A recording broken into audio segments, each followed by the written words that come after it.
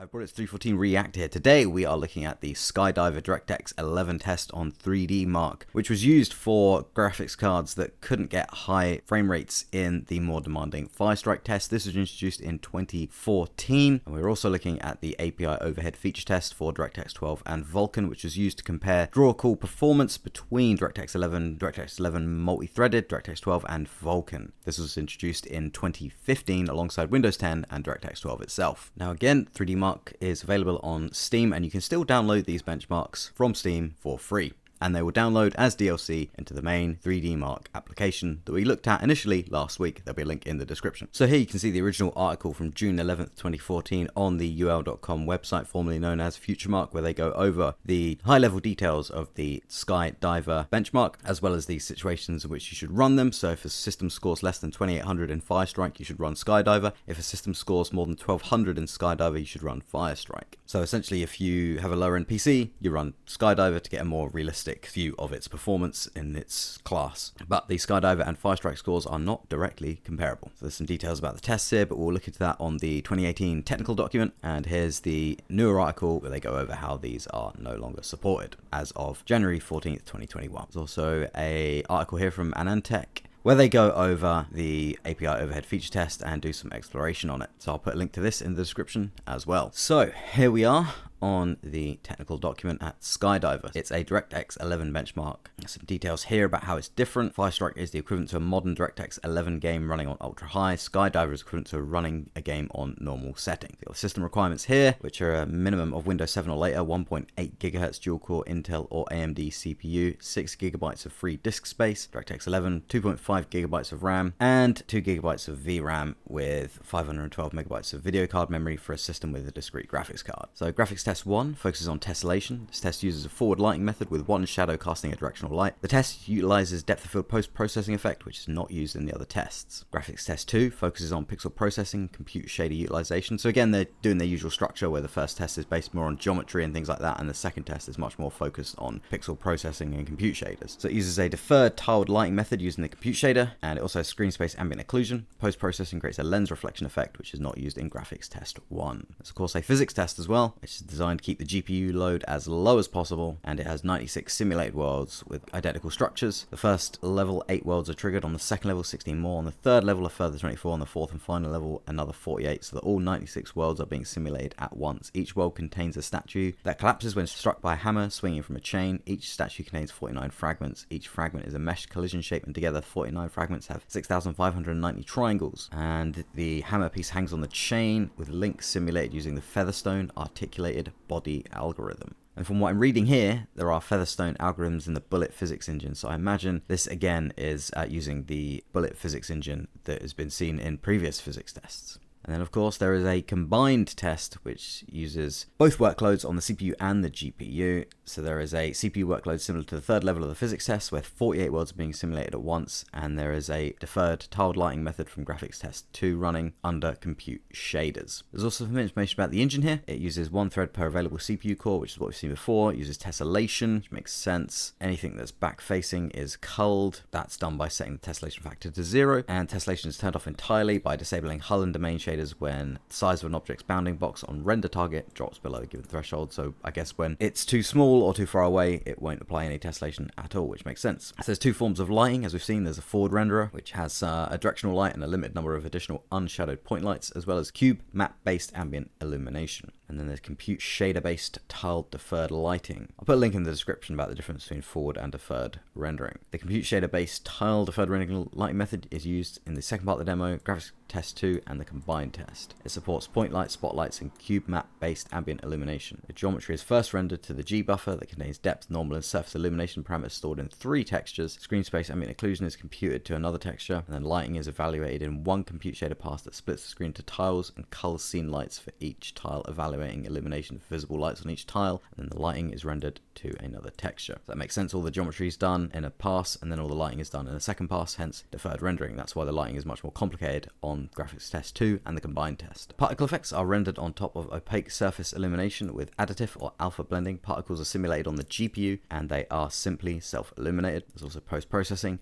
depth of field using compute shader, and there's a buffer without focus pixels, used as point primitive vertex data, and using geometry shader, the image of a hexagon shaped bouquet is splattered to the positions of these vertices. So yeah, you got bouquet depth of field using a geometry shader. It's got bloom that uses fast Fourier transforms to compute illumination to a frequency domain. So again, it's very similar to the test we were looking at last week, so we should get some really clean bloom out of this. A lot of these effects are also on the demo, so you should have already seen that at the beginning of this video. It's fairly similar, or pretty much the same engine as Firestrike. It's just got a lot of reduced settings to it, so it should still look pretty good, even though it is designed for lower hardware of the time. And of course, we're running all this on an RTX 4090 with an AMD Ryzen 7700X 8-core processor with 32GB of RAM, so these tests should run pretty fast, given that they are about a decade old. So let's dive in. So as before, we're going to go all out on this with a custom run, every single test being run here. We're going to put the resolution to 4K, we're going to have anisotropic texture filtering maxed out, we're going to have the tessellation detail level also completely maxed out. And then we're going to do what we always do, we're going to run the demos at the end of the video and comment over them.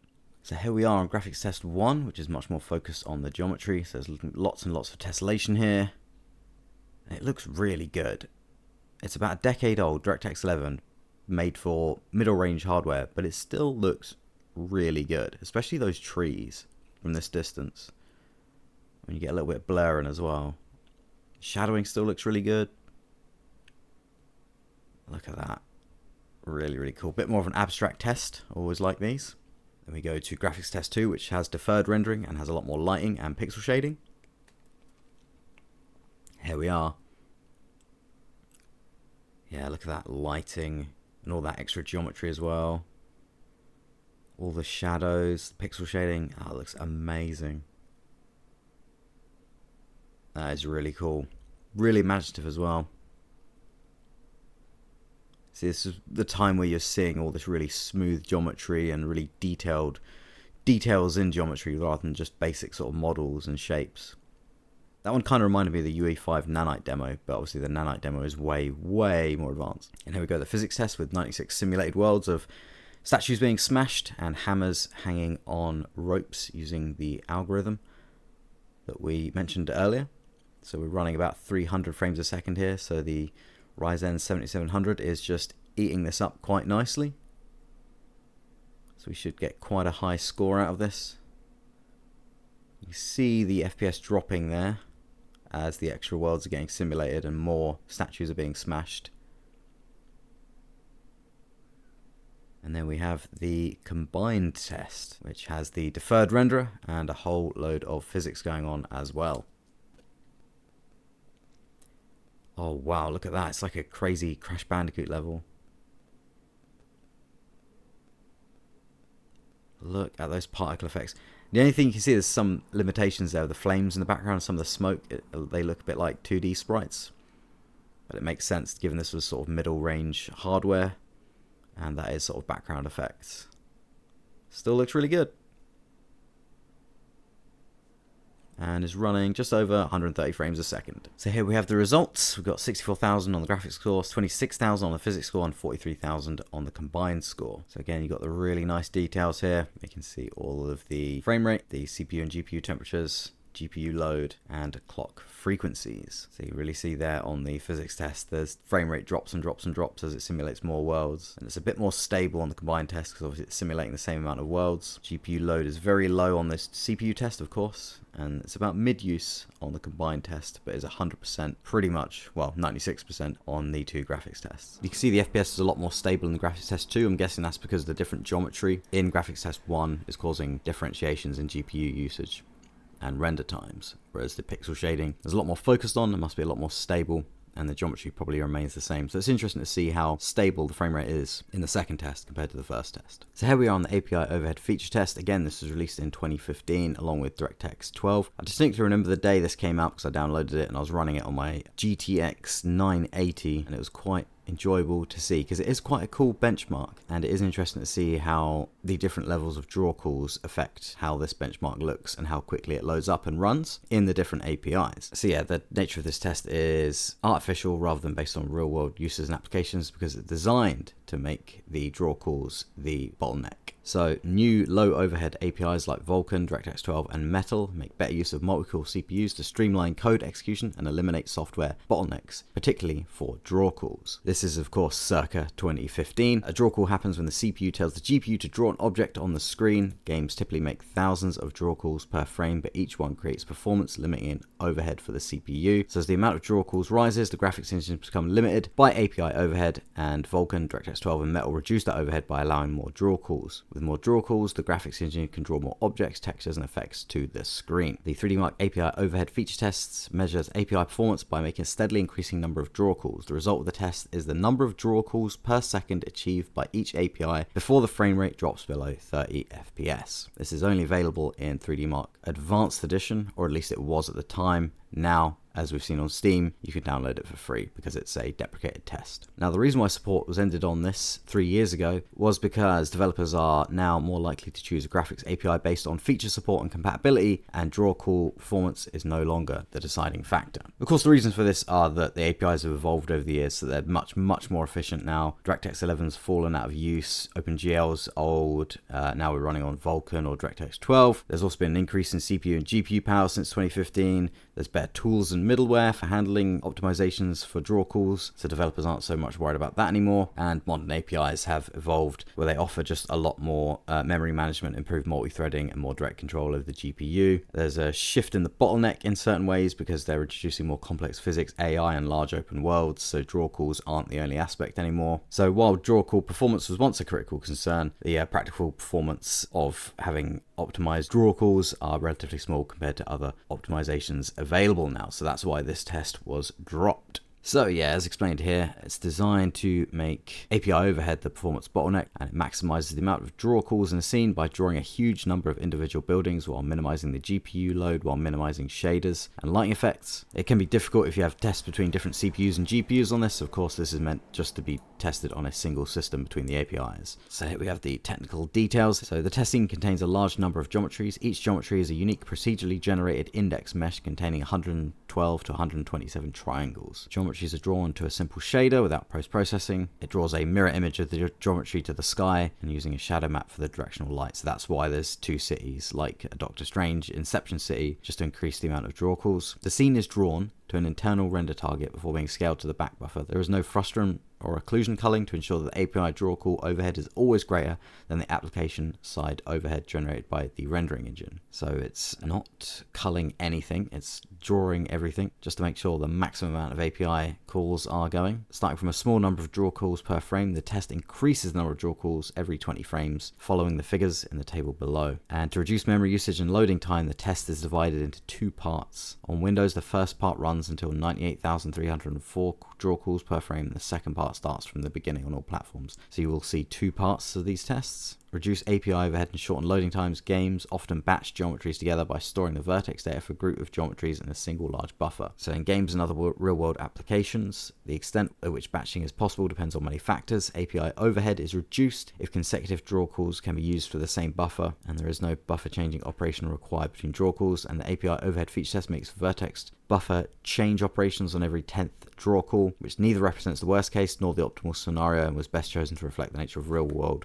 workloads. This was similar to the batching I think we saw back in 3DMark 2006. We could see the FPS rising when the batch calls were increased, and that's because it was batching the amount of data that was being sent to the GPU more efficiently. And for fairness, they use the same batching and buffer management code on all platforms. Here's some information on the DirectX 12 path. All lighting calls use the same primitive topology and pipeline state object. The following DirectX 12 API calls are made at least once for each lighting draw call. It's got all the draw calls there for shadows, lighting, and the test uses one thread for each CPU call. There's the DirectX 11 path. You see there's quite a few more paths here, quite a few more things that need to be called. So even from just the amount of calls that need to be made, it seems DirectX 11 is more inefficient. And single threaded mode. Draw calls for all geometries are made through the immediate device context using a single thread, first for the shadow map, then the lighting. And when multi-threaded is selected, when there's more than two logical CPU cores, one core is intentionally left unused to ensure it's available for the display driver. The other threads, one less than the available cores, are used to record draw calls to command lists through deferred device context, and the work is divided evenly across all threads for both shadow map and lighting passes. Then you have the Vulkan path here, which looks even more efficient in terms of the amount of calls being used here. And of course, this uses multi-threading as default as well. And of course, there was Mantle as well, which was pre-Vulkan. This was replaced by Vulkan in 2017.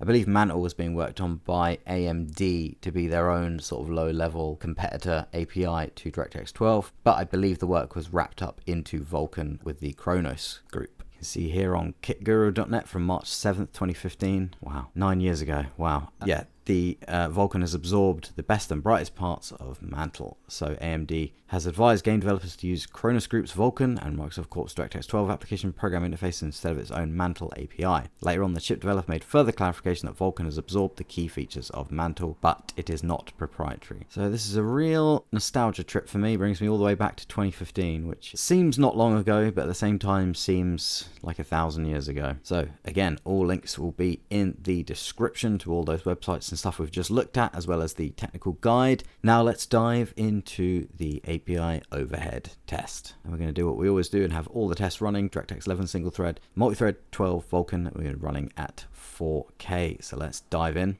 So here we are on part 1 of DirectX 11 single thread. You can see the frame rate dropping quite quickly, already down to 35. As soon as it hits below 30, it stops. And then we're going on to part 1 DirectX 11 multi-thread. So yeah, I believe a lot more of the city is going to get rendered this time. And yeah, we're already down to a really low frame rate, below 30, done. And then yeah, part 2.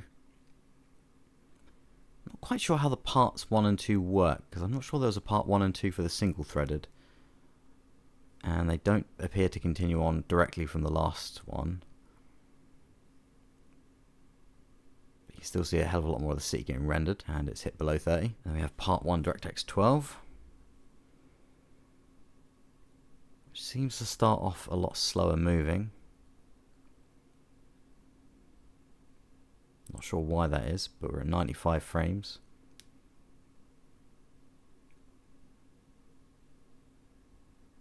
Kind of reminds me of, yeah, Doctor Strange, Inception, Gateway Station from Aliens.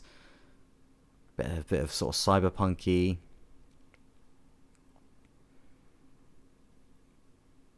Yeah, that had stayed at 95 frames and had quite a lot of geometric detail.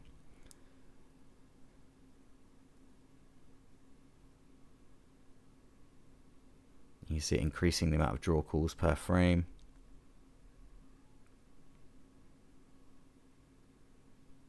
Also reminds me of G-Police a little bit. An old game. Yeah, 95 is staying at 95 frames. So I'm guessing it's just getting to the absolute maximum draw calls per frame, then dropping out rather than waiting for it to drop below 30 FPS.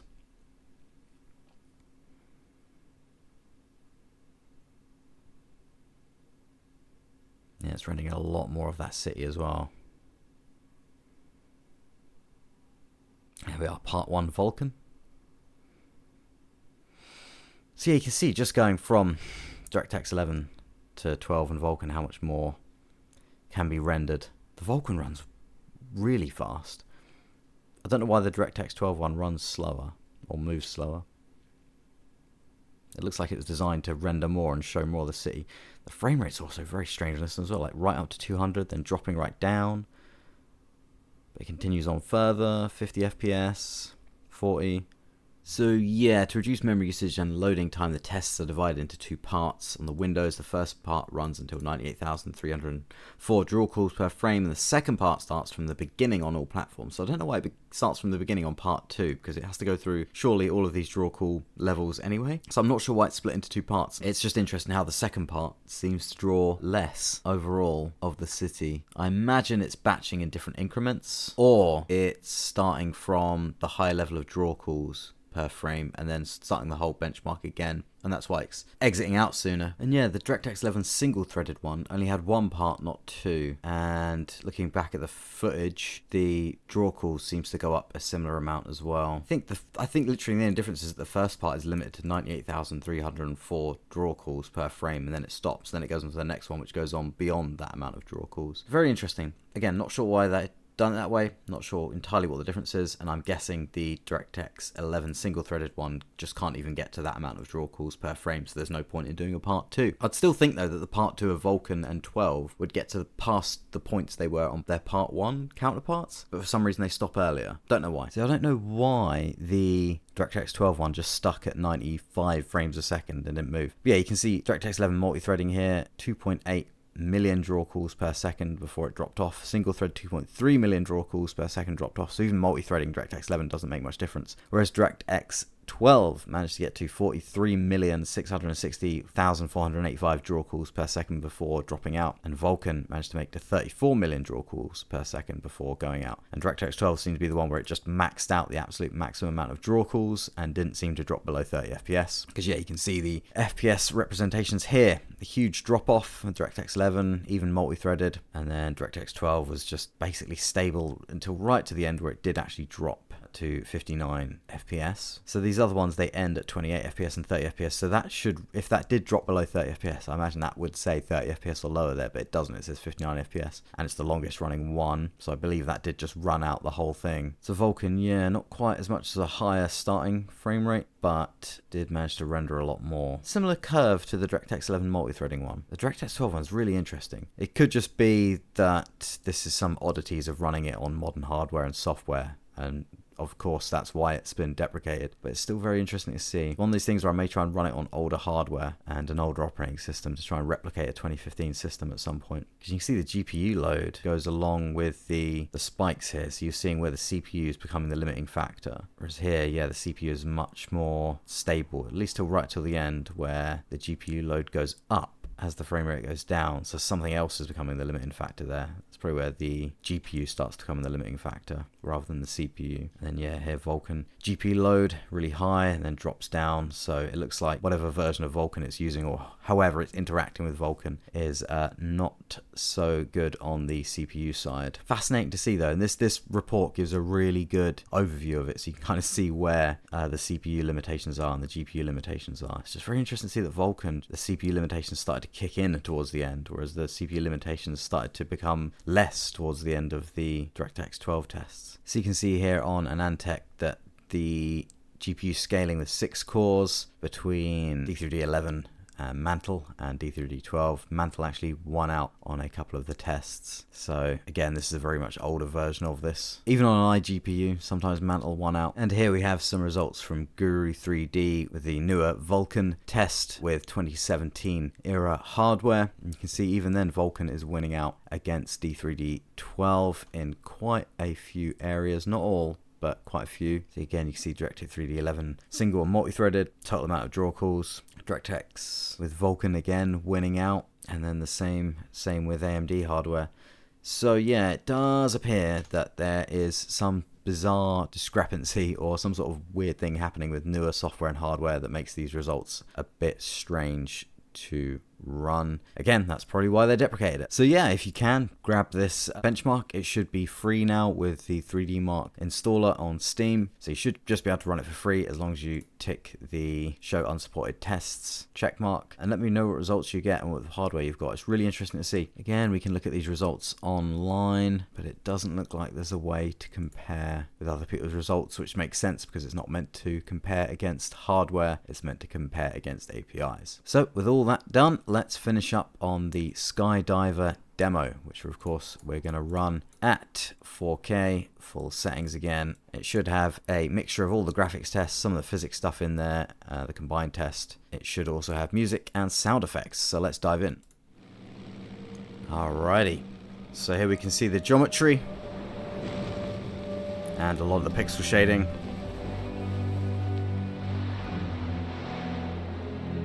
The water effects look really good. It does look kind of like a 3DMark 2006 era demo. maybe Vantage, but a little bit better. Again, the trees just look really nice. It's got a bit of a Far Cry 2 feel to it.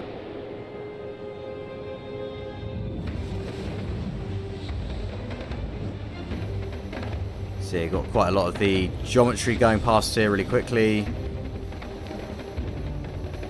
Got quite a lot of pixel shading effects. Oh, that's cool. There's your thumbnail.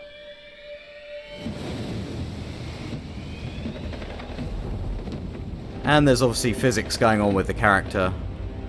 So that's where the CPU is being loaded up and probably running bullet physics again.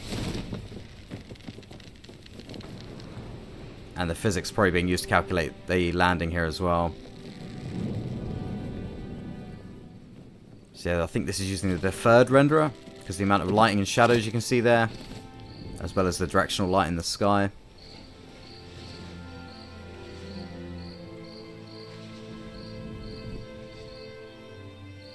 Really nice post-processing. The bokeh depth of field there, using the geometry shader to make the nice hexagonal shapes for the focus. Possibly some water physics there.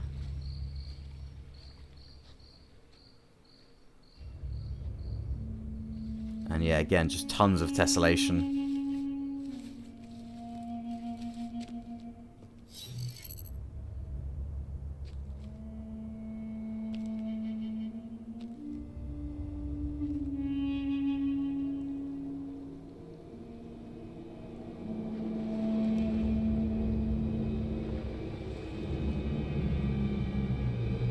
Really nice shadowing as well.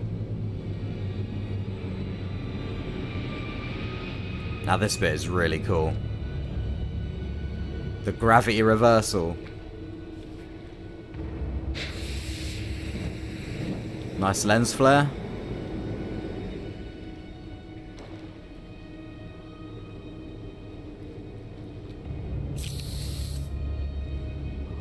It's funny because the graphics look so advanced, but then there's just kind of a basic cube map on the reflection of the helmet there. But it makes sense for the time and the hardware.